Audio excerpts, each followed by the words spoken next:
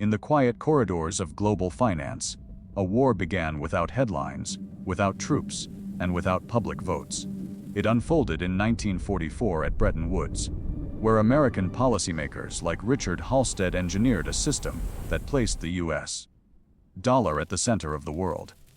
Through institutions, such as the International Monetary Fund, the United States embedded its currency into global reserves, trade settlements, and sovereign debt markets. For decades, the arrangement seemed permanent. Oil was priced in dollars. Global trade cleared in dollars. Nations stored dollars for safety. Wall Street became the gravitational center of capital. But beneath the surface, another power studied the architecture. In Beijing, strategists like Daniel Whitmore's Chinese counterpart, Li Jianyu, analyzed America's monetary dominance not as destiny, but as structure. And structures, no matter how strong, can be redesigned. The silent war had begun long before anyone realized it was underway. Every monetary empire rests on three pillars: reserve status, settlement infrastructure, and capital market depth. Ethan Caldwell, a U.S. Treasury strategist, understood that dominance was not about printing money. It was about global trust. The dollar's strength relied on U.S. Treasury liquidity, the enforcement power of the Federal Reserve, and the reach of the SWIFT payment network. Nations held dollars because they needed them. Corporations borrowed in dollars because markets demanded it. China observed critical insight. There, that should hold it. It's cracking again. Placing One more. the dollar This isn't working. It's getting worse. was unnecessary. Weakening dependency was enough. Through trade agreements, commodity settlements, and regional alliances, Beijing aimed to chip away at marginal reliance. History showed that reserve currency transitions rarely explode. They erode. But erosion accelerates when confidence wavers. And confidence is now facing pressures it has not seen in decades. The next crack would not come from rhetoric, but from arithmetic. Lucas Bennett, a macro analyst in New York, watched the numbers climb with quiet concern. U.S. federal debt moved beyond 120% of GDP. Interest payments surged as rates normalized. Deficits became structural rather than cyclical. The strength of the dollar historically rested on trust, in America's productive capacity, and institutional stability.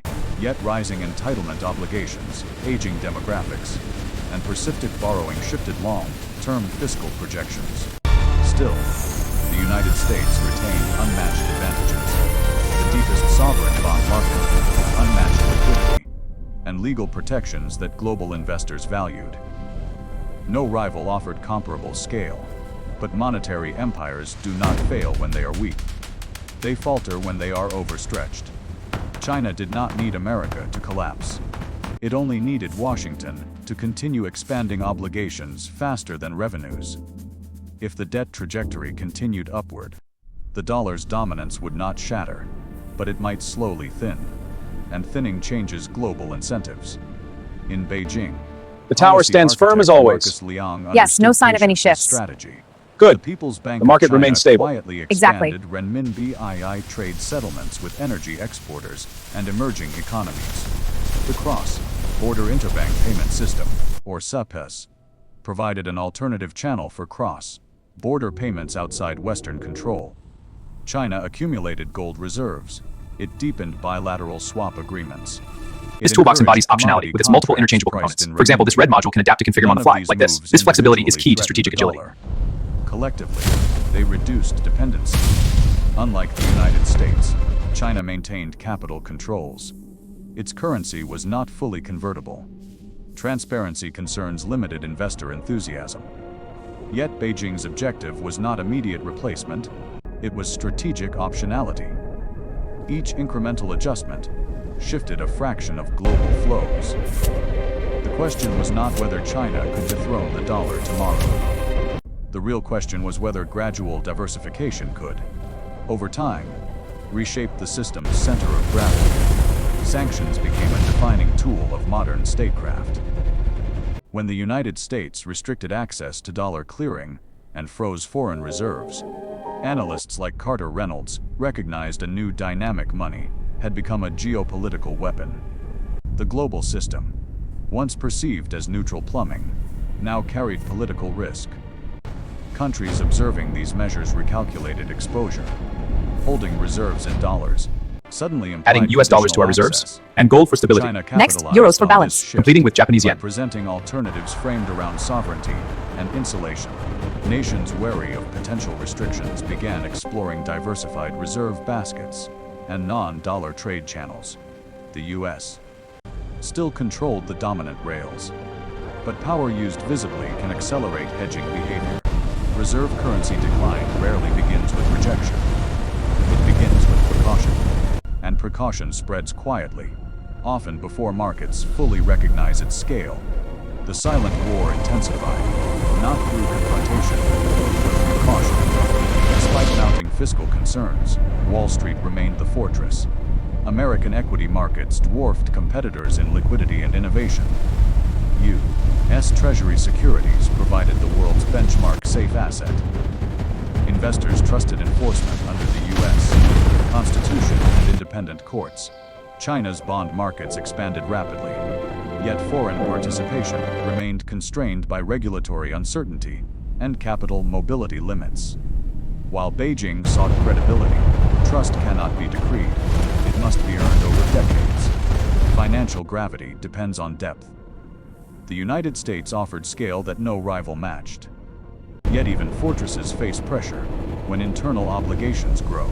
If debt issuance accelerates faster than global demand, yields rise. Higher yields increase fiscal strain.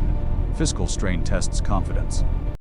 The United States maintained structural superiority, but superiority does not eliminate vulnerability. If China continued compounding incremental alternatives, while America expanded liabilities, the balance could subtly shift. And subtle shifts define turning points. Every dominant empire believed its currency was indispensable. The Dutch guilder seemed untouchable. The British pound ruled global trade before yielding to the dollar after the strain on the Bank of England intensified during world wars. History demonstrated that transitions are rarely dramatic collapses. They unfold through relative decline and comparative rise. Some argued that the dollar's network effects were permanent. Others insisted China's internal challenges would prevent any meaningful challenge. Both perspectives overlooked a critical truth. Reserve status is a spectrum. A move from 60% global reserve share to 50% would not signal disaster. It would signal redistribution. The illusion of permanence blinds policymakers to gradual change. And gradual change, when ignored long enough, becomes structural reality. The silent war was not about victory in a single year. It was about positioning across decades. At present, the United States retains decisive advantages in reserves, settlement dominance, and capital market gravity. Analysts like Andrew Mercer concluded that the dollar remains firmly entrenched. China, however, is not competing for immediate supremacy. It is building redundancy, trade networks, gold reserves, and payment alternatives that reduce vulnerability. The likely future is not a dollar Flexible collapse. systems bend smoothly, It is a multipolar monetary environment, while rigid ones where strain and regional crack. blocks diversify exposure. Such fragmentation increases volatility, complicates capital flows, and elevates geopolitical leverage. In this environment, strength belongs not to the loudest power, but to the most adaptable system. The silent war continues without headlines, fought through balance sheets and reserve allocations. The decisive moment may not be a crisis, but a tipping point few recognize until after it passes. And when that moment arrives, the world may realize the battle for global money was never silent at all.